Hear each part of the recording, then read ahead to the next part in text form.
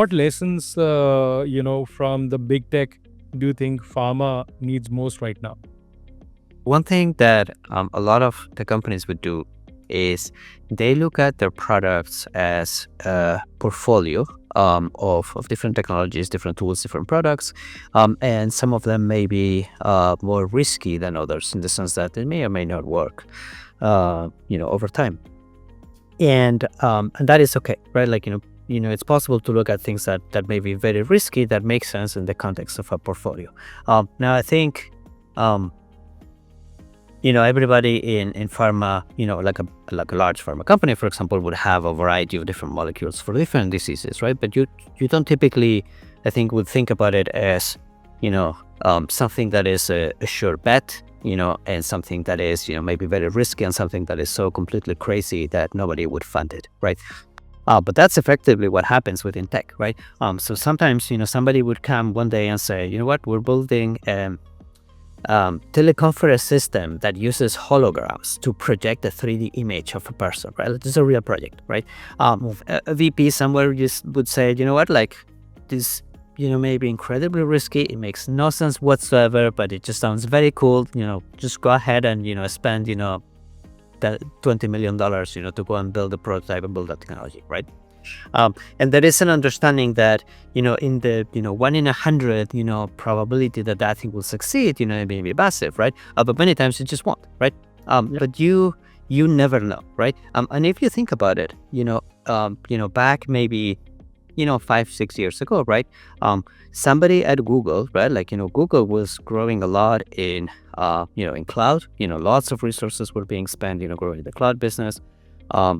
But Google had a research team, and somebody said, you know what, we're going to do research on how proteins fold, right? Like, Google, right, as a tech company that sells advertisements and runs, YouTube and runs the display network and runs a cloud business, somebody went and said, we're just going to do research on how proteins fold, right?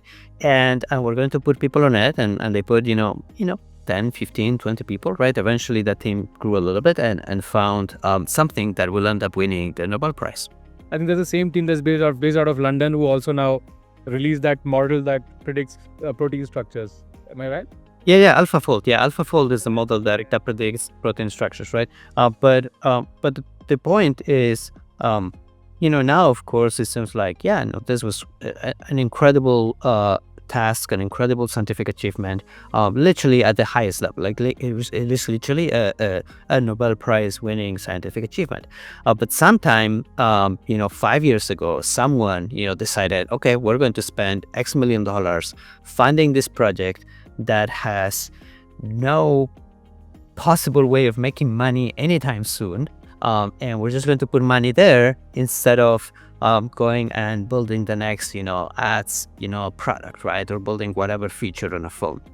So that is a very risky bet, right? And I think a lot of tech companies are willing and ready to do that.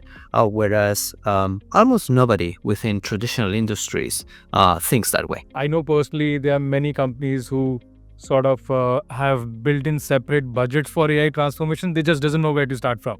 Yeah. So in your perspective, where does a pharma leader start if that person has to start on his AI transformation on the clean dev side? Bringing in the right people, right? Folks within, from within, big tech or people that have experience working in this, with this type of mindset. Of course, that means paying people the right salaries for that, and big tech, pays very well, right? So it's very hard, I guess, for, if you're a medium-sized biotech and you think, well, my budget for the next, IT director is, 100,000 a year. And you're going to say, well, but I want to hire a former VP of a big tech company, right? Well, spoiler alert, that's not going to work, right? You will not, be able to find a VP of a former big tech company that is willing to work for you for $100,000 a year, right? Like that is just not possible. So I think, making sure that there is enough budget to bring in the right people, and then empowering those people to actually make decisions, right? I think a lot of companies would, maybe bring somebody in as a transformation specialist, right? Or as an AI expert, that helps other parts of the company. But then that person doesn't necessarily have the decision power to actually decide, what programs get funded or not, to bring in other people, to build teams, to drive initiatives, right? So I think bringing in the right people and empowering them to actually make decisions is probably one of the most important things.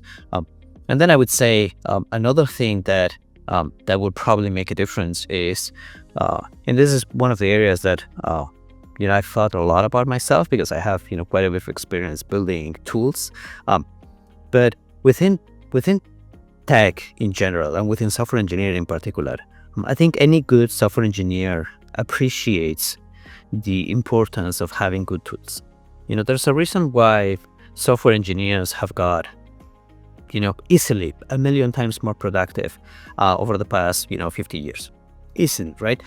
If you think of in 1970s, right? Like, what would it take to build a web server that serves content dynamically to somebody that they can interact with a mouse, right? Any rich website experience today, right?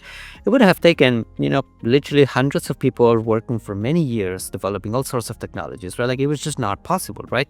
And now an average software engineer can do that in one afternoon, with the help of AI tools. Not even one afternoon, right? Like, just literally a few hours. Yeah. So the increase in productivity has been many orders of magnitude. Now, the reason that has been possible is because within software engineering, we, the community, have spent an enormous amount of resources building tools and then building tools on top of each other, right? We created programming languages and compilers and, IDEs and operating systems and so on and so forth, so that an engineer today, when they build a tool, they don't have to build everything from scratch. They import a library and a web server and, deployment system and so on and so forth, right? And all of those things are incredibly easy. Now, that appreciation for the usefulness of tools, I think, hasn't translated into other areas, right? And I think, within pharma in particular, of course, like, people understand the importance of scientific tools of discovery, microscopes and so on. But I would be surprised, for example, if any pharma company was spending, hundreds of millions of dollars building better electron microscopes, right? For example, right? Like, I don't think anybody's doing that. Like, maybe Thermo Fisher is doing it, right? Because they sell, that's their product. But, if you told me that, Eli Lilly, for example, was spending $100 million building better microscopes, I'd be like, nah, I don't believe that. I haven't heard of that, right? But there's no reason why not. Do you have a perspective or a vision of how an AGI or maybe an ASI look for pharma drug discovery in the future? There are problems that are more easily solvable, right? Because we know how a human could solve them, right? So, maybe, your data is not properly, well structured or properly documented, right? But an AI, whatever form it takes, an AGI, could probably look at it and do some research and then try to figure it out. Now, there are problems for which, even if you had superhuman level intelligence, it would not be able to answer certain questions, right? Because the answer, it is not obvious, even with the entirety of human knowledge, right? So if you go and try to predict, is this molecule going to be a potential cure for something, without doing the right experiment, without doing the right simulations, that is just impossible, right? No amount of intelligence would be able to do that without actually running those experiments, right? Unfortunately, in the world that we live in, the chemistry and the physics and the biology is too complicated, right? So that AI would have to do the experiments, right? And I think the value would be in designing and running those experiments quicker than humans can, iterating faster and learning faster than humans can. But there is a little bit of a limit, right, on how Yeah. fast things can be done, right? So even if you had an ASI that comes and says, well, I'm going to design a lab that is fully automated, and I'm going to run the lab to do more experiments, and then I'm going to use those experiments to come up with, the cure for every single cancer, known to man, right?